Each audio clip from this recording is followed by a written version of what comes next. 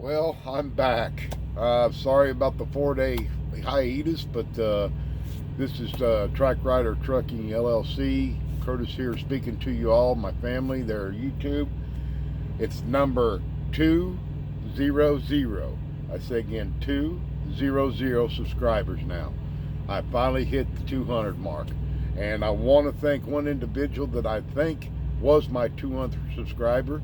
I said I was going to do a shout out the other day, and Millennial Trucker. Millennial Trucker, thank you, brother, for joining my group. Wow, something just went out. I don't know what it was. I think it was my TV's on behind you guys, so you'll see it in the flash. In fact, we're just going to go ahead and shut it off because it keeps flashing up the deal here. So there it went. Ooh, that does take away the little brightness there. Let's change that a little bit. There, I think you guys can see me now. But anyway, good morning to you all. I hope everybody's having a great beginning of a great day. Today is the 9th of September. Last time we talked, I was en route to Michigan, I believe, and I was getting a load at a Sara Lee there in Michigan, just outside Zanesville, is what Zaneland or something like that is where it's at. And I was on my way to get it so I could take it back to Springfield so it could be repowered to go on to Arizona. I was due to come back to Springfield because of the APU issue, and of course the fourth time.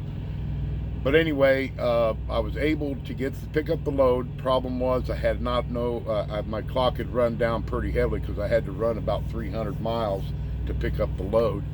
And I got over there. I was coming out of Ohio, and I picked the load up, and I went ahead and it's an awesome facility. The Sara Lee Distribution Center was actually a plant. Got in there. We thought it was a drop and hook, and that kind of put a stop on it because they didn't have enough trailers, I guess, from Prime.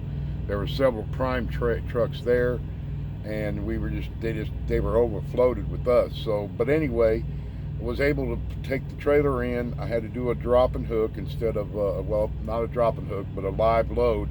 Technically, what they had me do was take the trailer that I had with me, back it into a dock for them, open the doors, back it into the dock, drop the trailer there, then go over to a door number 5 and pick up the trailer they were actually loading, or in the process of loading. So you could call it a live load or whatever.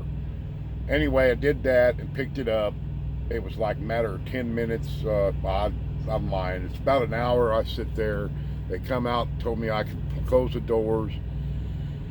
And it was a good load. It had ballpark Franks, I think, on it's what it was. Several different things on there. Anyway, I picked it up. Well, my time was just gone. I had no place to go. I would have had to PC out of there to a safe haven. So I talked to the receiving the shipping department. They told me yes, I could stay there, which there was a note that said you could park overnight there. Well, the problem was it was the beginning of the Labor Day weekend, so they usually shut the place down solid. I mean, there's not even a security guard on the back area where the truckers come in. So I went and talked to them, and they said there was no problem. I could stay in the night. All I would do is have to call security at the front office, and they would let me out on the other side of the plant through a main gate because they weren't going to operate the back gate. So it worked out great.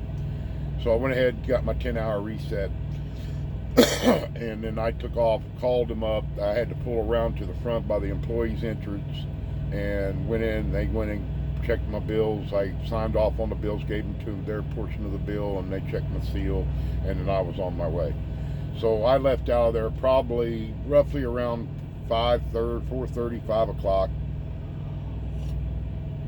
and hit the road. Well, my biggest concern was, since this load was scheduled to be in Arizona on yesterday at 10 a.m., so I had to really hump it. I couldn't afford to go run out of clock. Well, technically I had over 634 miles to run, so I took off and put the hammer down, and I had to stop in Morris, Illinois to pick up fuel, and then I came on in. Well, by the time I made it to Springfield and pulled into the yard, I had 14 minutes remaining on my 11-hour drive clock. So I put a full day in. I think the final mileage on my truck was 654 miles. I got here late afternoon, early evening. I think it was around 4:30, and I was completely out of clock. Of course, by the time I got through, did the COVID check, they found 3 bolts, and not nails, but bolts in the back rear tire of the trailer. Thank goodness that didn't go down while I was on the road. And they replaced the tire, and then I took off and dropped the trailer, which took forever because it don't seem like none of these trailers out here leave the yard. So I had to take it to the bottom lot down by the leasing department and drop it down there. And then I took off and came back up here by the picnic area behind the pads, and that's where I stay at. I don't stay up by the building because it's just chaotic up there, and some people don't know how to drive. Basically don't know how to park a bobtail. They think they need 200 places. They think they got a trailer on, I guess. I don't know. But anyway, I went up there, parked here. By the time I got done, I had like 6 or 7 minutes left on my clock. So, of course, y'all know I live locally here near Springfield and Branson's, but I told my wife, I said, don't come up here because she don't drive well at night. So I said, I'll just go ahead and spend the night, reset my clock, and then I'll come home tomorrow, because I called RA while I was coming in to get my appointment for my APU, and they said that's not going to happen until Tuesday morning. So I said, well, it would have been nice if someone had told me that, but they didn't. So anyway, I got on my truck.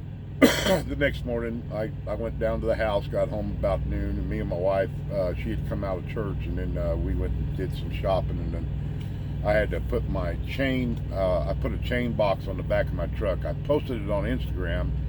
I don't know how to do all this fancy stuff. People can put pictures on here. I don't know how to do that. So if you go to my Instagram, it's trike_rider_trucking. That's my Instagram page. You'll be able to see what I installed on my truck. But anyway, we did that, got that all taken care of, and then I came back up here to Prime and parked up here Monday night. So I knew I was going to try to get an appointment right off the bat. So yesterday morning, hit the table. I contacted Road Assist. They gave me a referral number, said head there right now. I went over there. I got there about 7:45. They open at 8 o'clock, and called them, and they said, okay, we'll put you on the list. Well, then it turned out to be like 11:30 or 12 o'clock by the time they got me into a bay. I sit in the driver's lounge, waited, and about 6:30 last night, the gentleman come back and explained to me what was going on with the APU. There was programming problem. There was a high oil pressure problem that was making the unit go into the caution diamond. They found the wiring that actually charges the main batteries of the truck. They had to resolder all those, and then at the very end, when he finally got done, he finally found the problem or the source of the issues. Why they were concerned, because the truck batteries weren't getting the full charge from the APU while the APU runs, and they were really concerned about that. So they went to investigate a little bit further, and I guess the main post from the APU to the battery, somebody didn't torque the bolt, and there was a gap that was causing it to not arc but not make contact to where it would charge the main battery. So after all said and done, they got it all, they checked everything out. They did 100% diagnostic, because that's what I was told to tell them by RA. Make them go through the unit with a fine-tooth comb. So they did. So supposedly now, even though the gentleman told me 10,000 hours on my APU at Thermo King, so that's a lot of hours, whatever, said go ahead, you should be fine now, shouldn't be any problems or issues with your APU. He did make a point to me, and I know RA or nobody explains this during your training or anything unless your trainer knows it. But you need to make sure on these APUs, these tri-packs, that you shut them off in the winter time while you're operating your truck. Is shut it off at the switch on the board. Just shut it off, and then don't let it run, because what happens is it short cycles that APU and builds up fuel levels. And if you do that, then there's a possibility of major damages that you will have to come in and get repairs. He said what you do is you'll preset all your settings, just shut the unit down, and when you stop, knowing that your truck will put heat back here in the back. You can regulate the heat from the front. On the International, I know you can. We've done it here on the International. I've done it to where I can regulate the cold and all that. When I shut off, it's cool back here because I got the main curtain pulled. So make sure, this is what the Thermo King guy told me, that the technician said, make sure you, in the wintertime, shut that unit down when you're not using it. He said, don't worry, because your truck will cover the airflow, and it won't be like an ice box back here while you're driving. When you stop for the night or whatever, you stop and you're laid down, like at a dock or something like that, and your truck's not running, then come back here and push the on button. You've already preset your temperatures for it. Just let it come on and kick in, and it'll do its job. But he said if you don't do that, it keeps continuing short cycling the unit and builds up fuel inside the dildo. It can't burn the fuel fast enough. Then you got major problems. So anyway, it looks like I'm back up again. I'm getting ready to, I put my PTA, I figured about 8 o'clock this morning. I'm going to give time for my fleet manager to come on, because I don't, nothing against the night people. It's just that I like to deal with my fleet manager. And I just don't go straight to driver's lineup. I wait till I get a hold of him so he knows that I'm available. So hopefully here in the next 2 to 3 hours, it's 5:30 in the morning here on the 9th. Hopefully in a few hours I'll be able to get prepped and ready to roll. I've got to do a note. I was talking to Blisle yesterday on the phone, and I was going to I got to write a note to RA again and ask him about the downtime pay and see if I'm eligible for the downtime pay. I'm going to talk to either Brandon or Harley via the message board and write it all down, give them my referral number that they gave me, say, okay, the APU is repaired, but do I receive any downtimes, because I've been here for 3 days and it took them all day yesterday to fix it, and I need to know if I'm going to receive, and I need to do that today because today's deadline for pay at 4 o'clock this afternoon. So I need to look into that, get that taken care of. But other than that, got my truck restocked, cleaned her up right nice and pretty on the inside. We had it washed before I went home. She's ready to roll. Got groceries, got everything I need. So hopefully I can get back out here and run more than a week and a half or 2 weeks or anything. I'm scheduled to come back home around the first part of October. I have appointments with my doctor to go over the paperwork, the waiver paperwork for my DOT physical. I got less than a month. I got a month, well, the rest of this month and next month before my DOT medical card is up, November 1st. So I've got to go get that done and taken care of, because that's going to be a little bit of downtime. I had scheduled with my wife, we were going to take a week off, but with all the downtime and the freaking damn problems with the truck and all that stuff, it don't look like that's going to happen. Not right now. I'm going to shoot for it. I got another doctor's appointment at the end of October. I'll probably take that week off at the end. I'm only going to try to go in. Here's what my plan is. I got my appointments on a Friday with my endocrinologist, my diabetic doctor. I'm going to go in early. I know some people already there. My adopted baby sister from when I was in school, high school and stuff, she works there, and I'm going to pass it on to her and have the doctor go over it or whatever they need to do so she can fill out her portion. And then I'm going to come in and see her the next day, or maybe she'll do it during I'm sitting there. And then I'll go through all the rigmarole with all my diabetes stuff, which I'm good shape, guys. My A1C's below 5. It's in the 5s. And everything else, I've lost a bunch of more weight. I'm down in the low 200s. I mean, you know, everything's working out good. My medication's on time. I've taken my blood, all that stuff. Everything's okay. So anyway, I'm gonna get that taken care of, and then I'm gonna go on from there. So hopefully we'll get that taken care of. And then when I come back, I'm hoping to take the week before the 1st, so I can go get a hold of a DOT doctor, probably here at Prime or somewhere. Go get it taken care of there.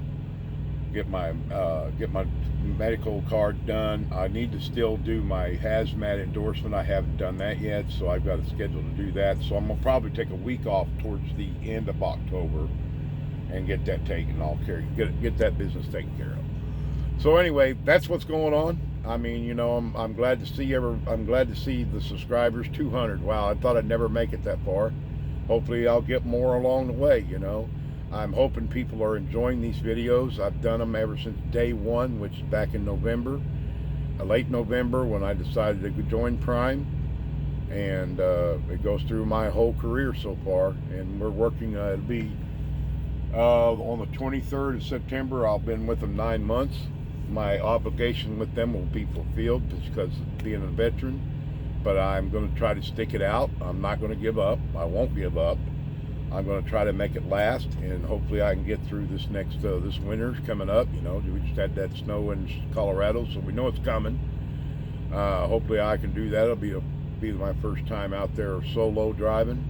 You know, I did it through winter. I went through the winter training with my instructor, and a lot of these people, I'm telling you right now, guys, you new people coming in, you know, I'm not trying to tell you when to come in, but it would be advisable to come in like I did. I came in into the late year, you know, December time frame. November's fine too, and take that winter training. I'm serious, with a skilled driver, because it'll benefit you in the long run. I'm telling you.